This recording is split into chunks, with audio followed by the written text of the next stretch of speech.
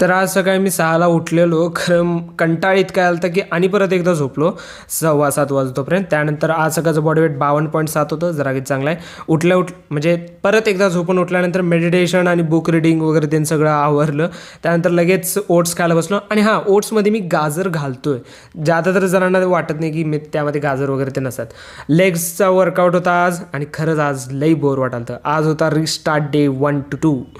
1 to 2 number काय चांगला आहे. खरं यार, खरं सांगतो आज लेग वर्कआउट मारायला खूप कंटाळा आला होता आणि नकोसं पण वाटायला होतं. खरं प्रत्येक एक्सरसाइज लाईट वेट घ्यायची होती, त्यामुळं पण असं काय फोर्स लावायची गरज नव्हती. बेसिक जे नॉर्मल स्टफ अडक्टरसाठी पण हे जे नवीन एक्सरसाइज मी ट्राय करावलं ह्याच्यामध्ये अजून माइंड मसल कनेक्शन प्रॉपर बसलेलं नाही आहे.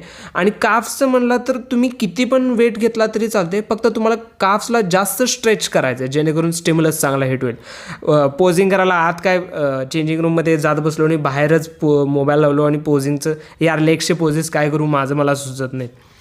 कसं बसं घरी आल्यानंतर पण लवकर प्री वर्कआउट नाही पोस्ट वर्कआउट खाल्ला मी. बोलायला पण कंटाळा आला, काय बोलावलं माझं मला कळेना.